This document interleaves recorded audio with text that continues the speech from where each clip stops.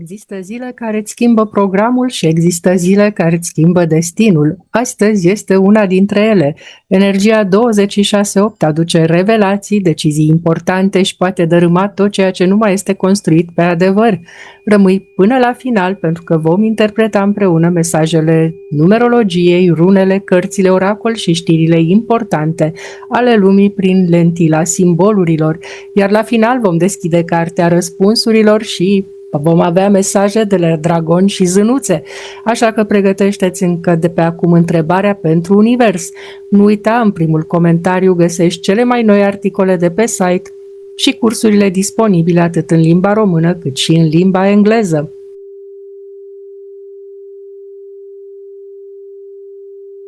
Bună, dragii și dragile mele!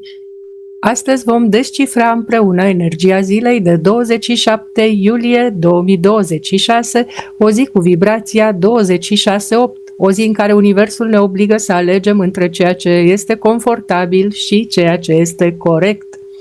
Vom analiza energia numerologică a zilei, impactul pe fiecare număr de destin, relațiile de cuplu, știrile importante, rune, cărți, oracol, cristale, talismane, culori, frecvențe, playlistul zilei și mudra recomandată. La final, dragoni și zânuțe, plus cartea răspunsurilor ne va răspunde la o întrebare. Așa că să ne gândim ce dorim să știm cu adevărat și cât de mult ne susține Universul să și realizăm acest lucru. Energia zilei 26/8 este una dintre vibrațiile responsabilității karmice. 2. Diplomație, 6. Familie și responsabilitate, 8. Putere, bani, autoritate, lege și consecințe. Astăzi nu mai funcționează jumătățile de măsură, tot ceea ce este construit pe adevăr poate urca foarte repede. Tot ce este construit pe aparențe începe să se clatine. Cărțile zilei confirmă. Turnul din Lenormand ne vorbește despre instituții, structuri, autorități și sisteme mari. 8, da? Poate indica schimbări instituționale, decizii importante, reorganizare, distanțare emoțională și nevoia de obiectivitate. Din Alice, The Wonderland Oracle Card a ieșit Set Your Course. Universul spune nu mai merge pe pilot automat, alegeți direcția conștient. Nu contează cât de repede mergi dacă drumul nu este al tău.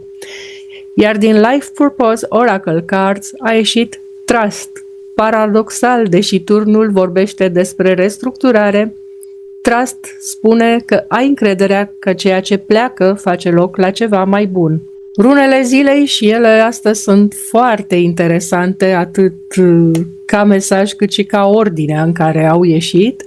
Runele zilei, deci Vunjo, Algiz și Bercana.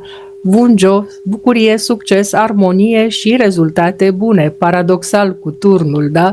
Algiz, protecție divină și intuiția este foarte puternică. Nu ignora primul instinct. Bercana arată naștere, vindecare, creștere, începuturi noi. Cele 3 rune împreună spun protejează ceea ce construiești cu iubire și vei avea motive reale de bucurie. Relațiile de cuplu, energia de astăzi scoate la suprafață lipsa comunicării, orgoliile, diferențele de valori, nevoia de siguranță. Cuplurile solide pot face un pas important înainte. Cuplurile instabile vor evita din ce în ce mai greu discuțiile esențiale. Nu este o zi bună pentru manipulare. Este o zi excelentă pentru sinceritate. În presa internațională continuă să domine teme precum conflictul din Ucraina, tensiunile politice din Europa, inclusiv investigații și confruntări instituționale în Ungaria, incendiile de vegetație din vestul Europei și preocupările privind securitatea publică. În paralel, marile competiții sportive și reuniunile politice internaționale rămân puncte de interes. Privind aceste informații exclusiv printr-o lentilă simbolică, numerologică, runologică și carduri oracol, turnul reflectă presiunea asupra instituțiilor și a structurilor de putere. 26/8 accentuează temele autorității, economiei și responsabilității liderilor, iar Algis sugerează preocuparea pentru securitate și protecție. Berkana indică faptul că după perioade de criză apar procese de reconstrucție, iar Set Your Course amintește că liderii sunt obligați să aleagă direcții clare, iar ezitările pot avea costuri ridicate. Aceasta, cum am zis, este o interpretare pur simbolică, nu o predicție despre evenimente viitoare. Culorile zilei: alb perlat, verde smarald, gri argintiu, albastru legal. Cristalele zilei: labradorit, fluorit, malachit, ochi de tigru, aventurin verde, cuarț fumuriu.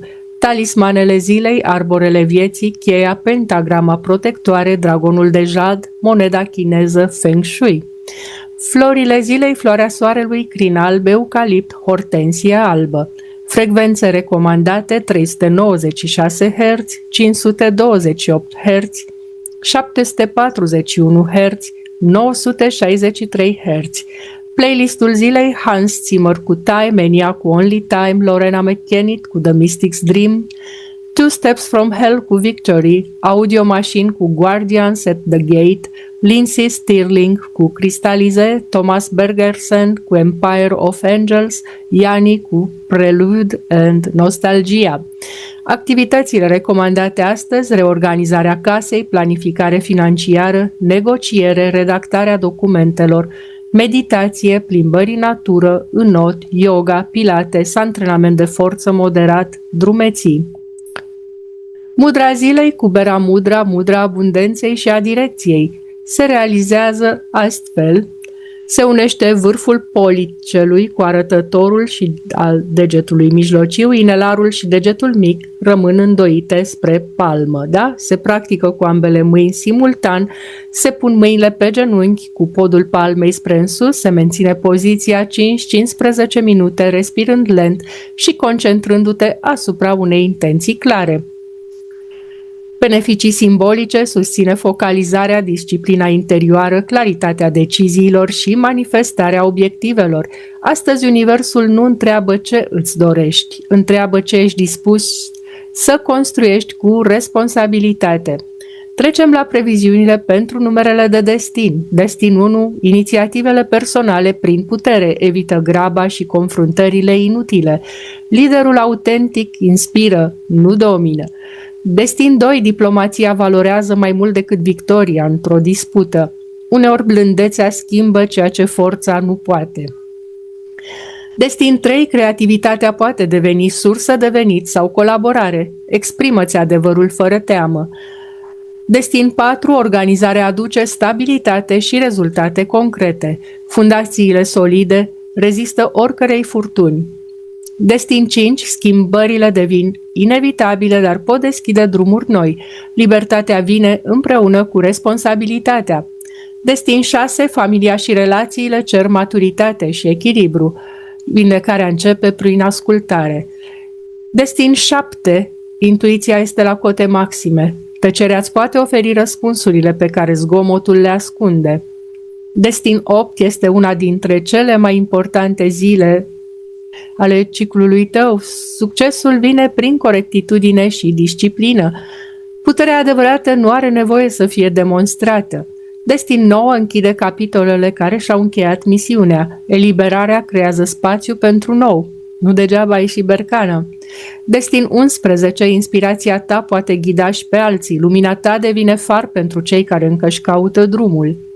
Destin 22. Construiește cu răbdare. Astăzi poți pune bazele unui proiect important. Marile edificii se ridică piatră cu piatră. Destin 33. Compasiunea vindecă relații.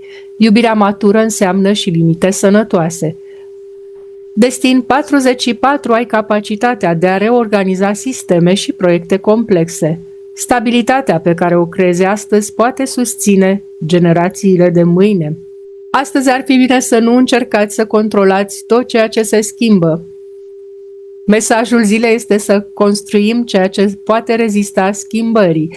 Astăzi adevărata putere nu vine din control, ci din încrederea că fiecare alegere făcută cu integritate creează fundația unui viitor mai stabil. Acum Vom deschide cartea răspunsurilor și vom extrage mesaje de la dragoni și de la zânuțe. Începem cu cartea răspunsurilor. Follow through on your obligations. Respectă-ți obligațiile până la capăt. Într-o zi de 8, 26, 8, 2, asumare, 6, familie, obligații, 8, iarăși asumarea tuturor obligațiilor, da? Universul ne-a oferit un răspuns extraordinar de clar. Dacă întrebarea ta a fost legată de bani, carieră, relații sau un proiect important, mesajul este nu abandona ceea ce ai început doar pentru că ți se pare că rezultatele întârzie. Finalizează, respectă promisiunile făcute și încheie ceea ce ai amânat. Energia zilei răsplătește perseverența și integritatea. Uneori succesul nu vine pentru că nu suntem suficient de talentați, ci pentru că renunțăm cu un pas înainte de linia de sosire. Acum trecem la mesajele dragonilor, da? Din Dragon Oracle Cards by Diana Cooper. Vedem ce doresc să ne spună astăzi cărțile Oracol. A ieșit Black Dragon, dragonul negru. Black Dragon este unul din dragonii transformării profunde. Cocoons you so that your divine potential grows. Meditate, reflect. Undergo a metamorphosis. Da? Deci e ca într-un clopot de sticlă, într-un incubator, în ceva unde crește mare. Se transformă din larvă într-un fluture frumos, în ceva frumos. Black Dragon lucrează asupra umbrelor interioare, asupra fricilor și atașamentelor care ne împiedică să evoluăm. El spune, privește cu sinceritate ceea ce trebuie eliberat. Nu tot ceea ce pierzi este o pierdere. Universul uneori îndepărtează ceea ce nu mai poate susține următorul tău nivel de evoluție. Dragonul negru aduce protecție energetică, curățarea vechilor tipare, eliberarea de frici, transformarea durerii în putere. Mesajul lui completează perfect turnul din Lenormand. Nu te teme dacă anumite structuri se schimbă, ele pur și simplu creează spațiu pentru ceva mult mai autentic. Trecem acum la mesajele zânuțelor. Magical Messages from the Fairies. Să vedem zânuțele ce ghidare și îndrumare doresc să ne dea în această zi de luni 27 iulie 2026. Foarte frumos. Connect with nature. Conectează-te cu natura. You are rejuvenated and inspired by spending time outdoors. Poți reîntineri și să primești inspirație dacă îți rezervi puțin timp să stai afară, în natură. Deci zânele au venit astăzi cu un mesaj extrem de simplu și de profund. Înainte să căutăm toate răspunsurile în exterior, să ne întoarcem către natură, să mergem desculți pe iarbă, să îmbrățișăm un copac, da, șabloane, ascultă apa, privește cerul, respiră conștient. Natura nu doar liniștește mintea, ea ne resetează câmpul energetic și ne reamintește de ritmul firesc al vieții. Astăzi, câteva minute petrecute în natură pot aduce mai multă claritate decât ore întregi de analiză. Mesajul final al zilei ar fi destul de logic și frumos din punctul meu de vedere. Turnul ne spune, reconstruiește ceea ce nu mai este stabil. Set your course ne spune, alege conștient direcția, trust, ai încredere în proces. Cartea răspunsurilor ne anunță că trebuie să ducem până la capăt ceea ce am început.